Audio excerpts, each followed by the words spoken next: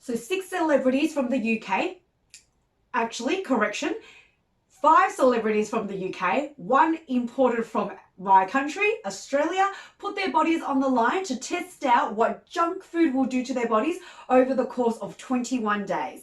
Now, who are these celebrities that are daring enough to risk their bodies, their health, being these guinea pigs to eat only junk food for a straight 21 days for science?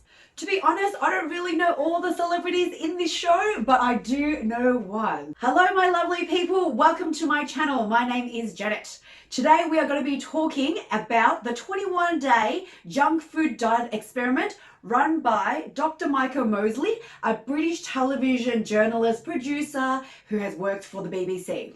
The opening of this channel says that Britain is a country that loves their junk food. Well, to be honest, it is not just Britain, is it? Australia definitely is a country that also loves their junk food. We know the US are, and now junk food is starting to spread all over from the west and to the east. But since this show is made in the UK, let's focus on their stats. They advise that their country consumes 22 million takeaway meals every week, and fast food restaurants are just popping up everywhere along High Street.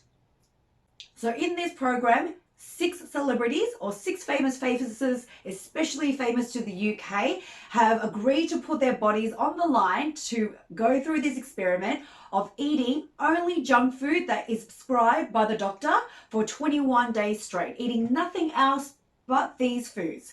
The 3 foods they have decided to test themselves on is burgers, chicken and chips, and pizza, as those are the 3 top most popular takeaway foods there in Britain. Let's meet these celebrities and let me go through them.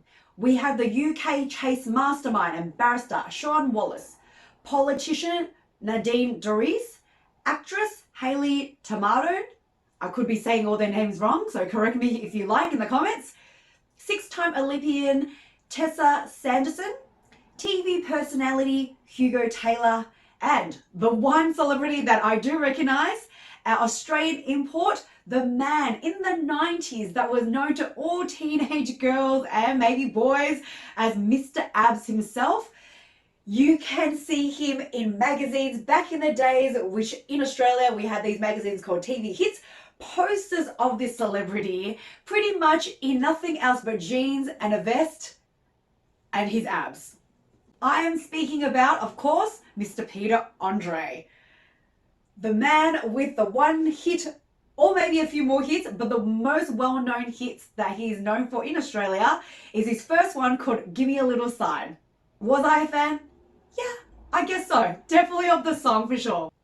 The first time these celebrities meet, they meet in a diner along with a doctor who tells them what the experiment is about. They are split, so there's 6 of them and they're split into pairs, and each pair will eat one type of takeaway food for the whole week, and then they'll swap to another one and then so forth for the 3rd week. So it only lasts 3 weeks, 3 different types of junk food or junk takeaway dinners, meals that they're allowed to eat.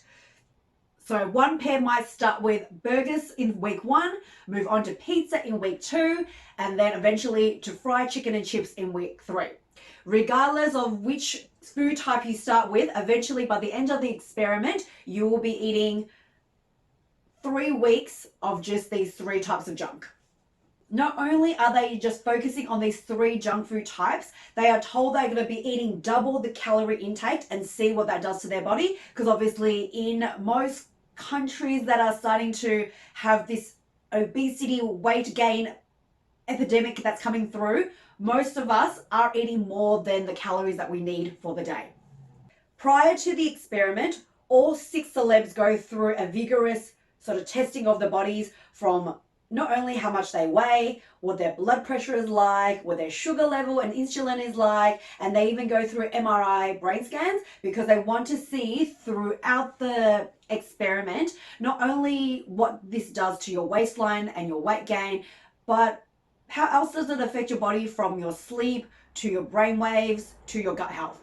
Now let's introduce you to the mindset of each of the celebrities. You have my Mr. Six Pack, who admits to like eating a bit of junk, So after a meal at the end of the day, maybe him and his wife will sit on the couch, have a cup of tea and a biscuit, cup of tea and some cake or some chocolates.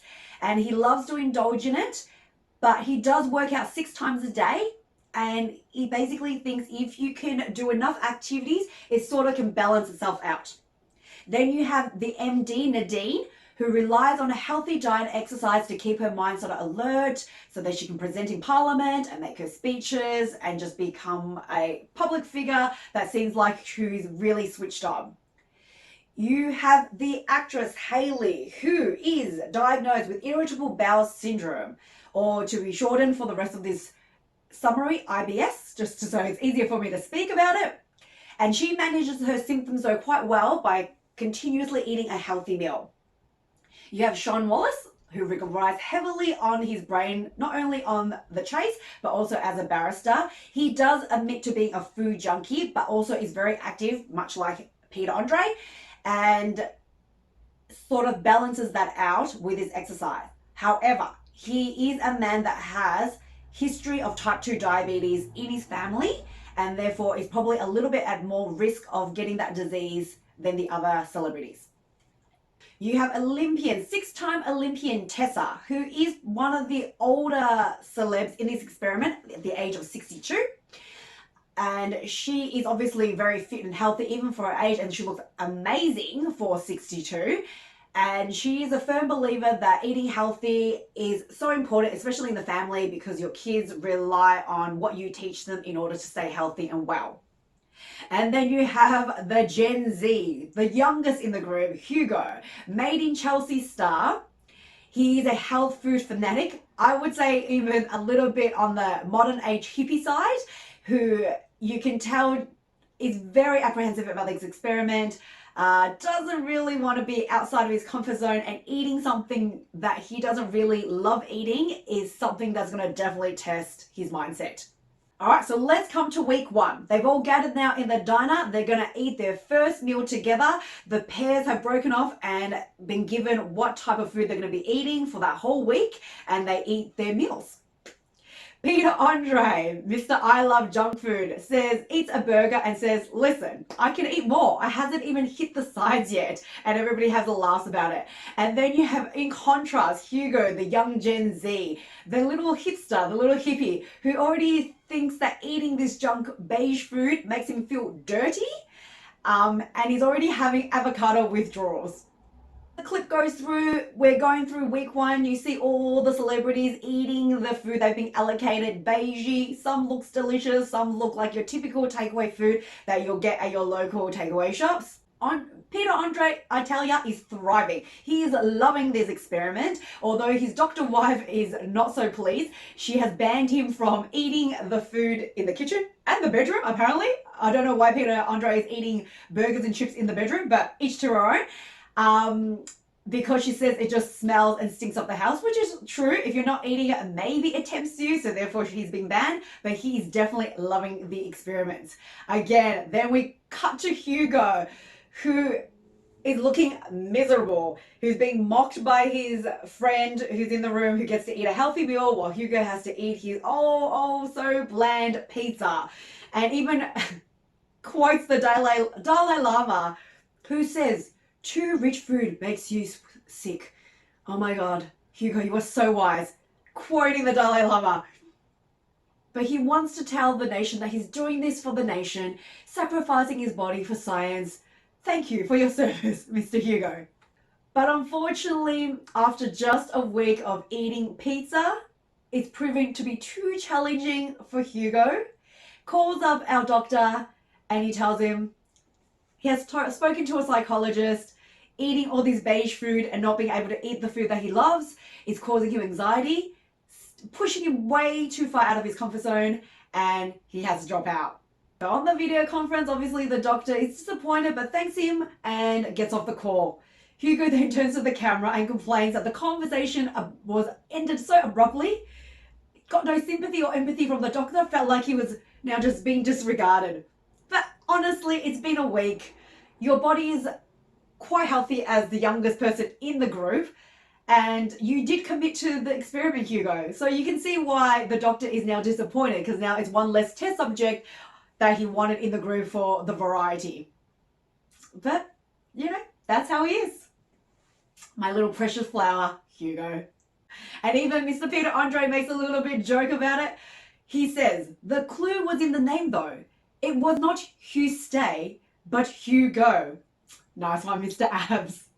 Now then we shoot to our MP Nadine, who after the first week of eating just this junk food, she is already feeling a little bit nauseous and getting headaches in the morning and also throughout the day. Eating 7 days straight of burgers and chips is definitely not only affecting her gut and body, but it's affecting her brain and causing a lot of brain fog, to the point where during her parliament speech, normally she can read off her whole speech by memory, but this time she actually has to use cue cards to help her get through the day. The question goes, does junk food affect your brain? Oh, for sure, in several ways. So I looked it up and seen what sort of effects it has on your memory and your cognitive sort of functionality. And because junk food, I guess, is so high in sugar and saturated fat, it causes a lot of inflammation on your brain, which is linked to cognitive decline and memory impairment. A study published in the Journal of Alzheimer's Disease found that diets high in these components can also increase the risk of developing Alzheimer's disease for you in the long run. And the area of the brain, which is called the hippocampus, which is the area where you sort of use to recall memory back, is definitely impaired and damaged as you consume more and more of these products that have a lot of high fat and salt in them. Salt, sugar, fat, all not great for the brain functionalities. So after week 1, they all go in for their medical examinations. The only person that has actually put on weight is Peter Andre at 2.5 kilos.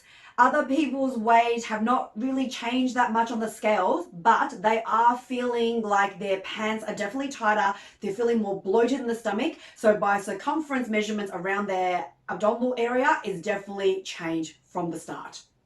The person that experiences the most, which I suspect it would have been, is Hayley, because she is prone to IBS. Any sort of bad food in her gut will definitely start to irritate it, and it's noticeable already for her in week 1. So now we move into week 2, where they've swapped what they're eating around, but it's still the same sort of junk food, high in fat, highly fried food. So nothing in the sense of nutrition has changed. And unfortunately, after 2 weeks of eating junk food, Hayley's IBS has definitely inflamed to the max. She has to go into the doctors for an extra checkup. And even as she's lying on the examination bed and the doctor's just pressing on her stomach, there was sharp pains just from the doctors just lightly pressing around the stomach. And she was shocked by how painful it was and how hard her stomach had gotten. Rather than a nice sort of, like, as the doctor put it, a fluffy stomach, it went to like a more concrete feeling. And from advice of the doctor, she has told that it's probably causing too much damage to her gut system, and sometimes the damage might be irreversible, and it's recommended that she stops. So unfortunately, after 2 weeks, Hayley drops out of the experiment.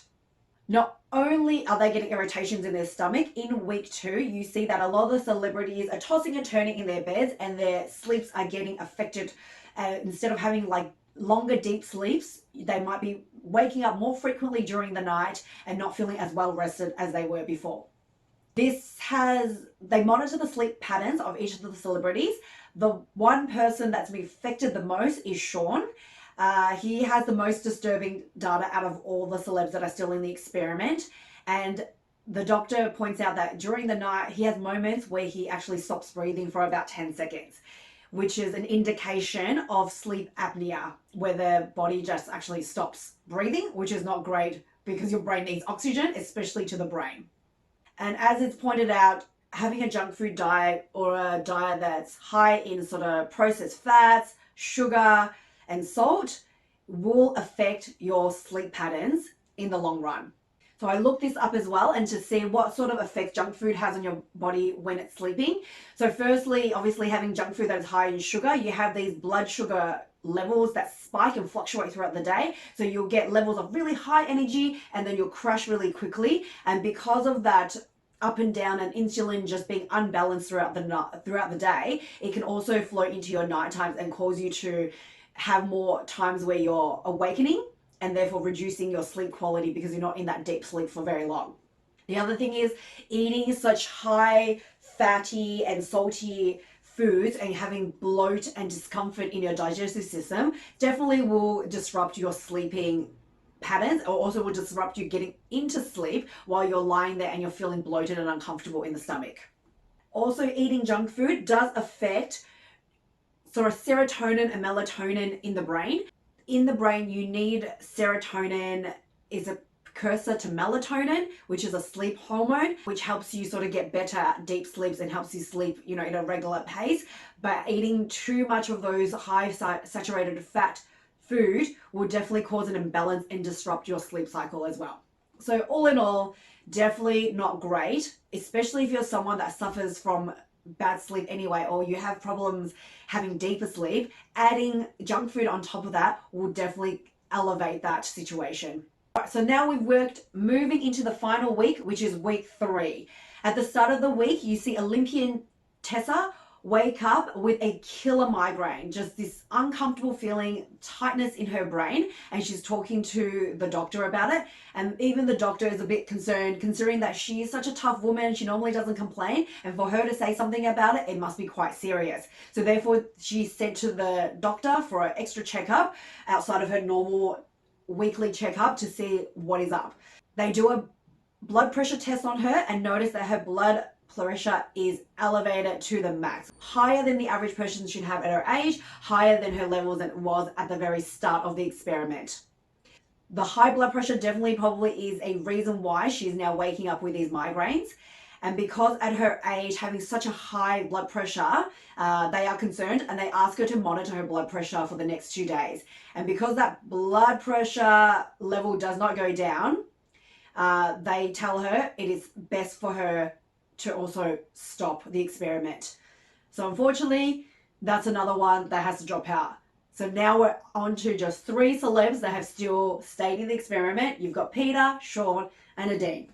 By week 3, the MP Nadine is getting serious indigestion and even though she's eating the double her calorie amount, she's feeling hungry because those are not the sort of food that keeps you full for very long, and also sends messages it doesn't send the right messages to your brain to tell you that you're full. So even though she's still eating more than she needs to, because this is the type of junk food that's not great for you, she is still feeling hungry, but yes, she's still getting stomach aches. So those 2 things are not great balances for the body.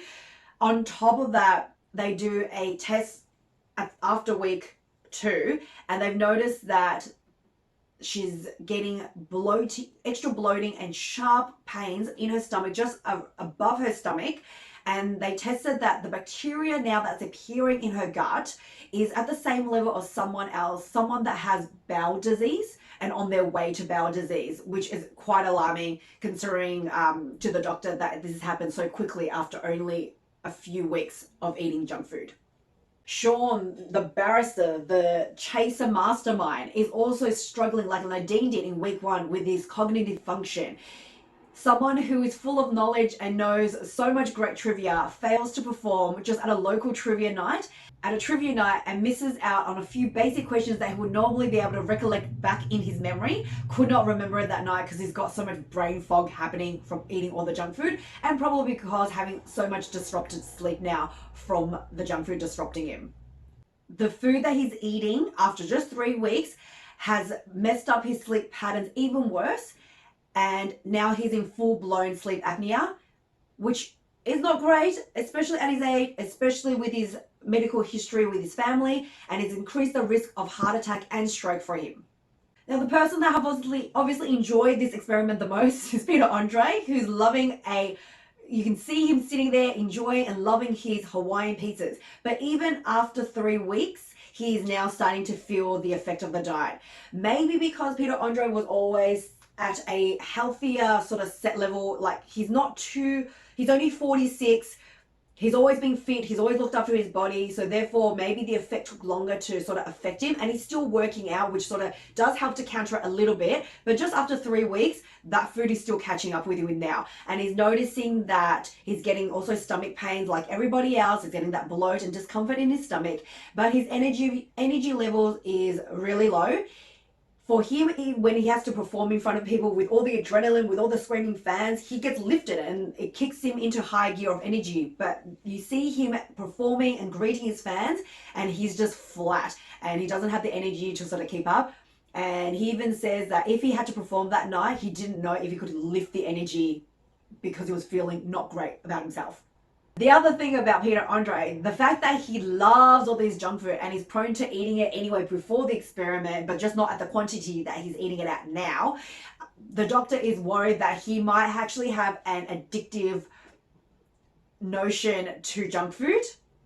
And out of all the celebrities, he's probably the one that is going to be addicted the most to it and might actually change his food pattern. Or at the end of the experiment, he might experience withdrawal symptoms the most.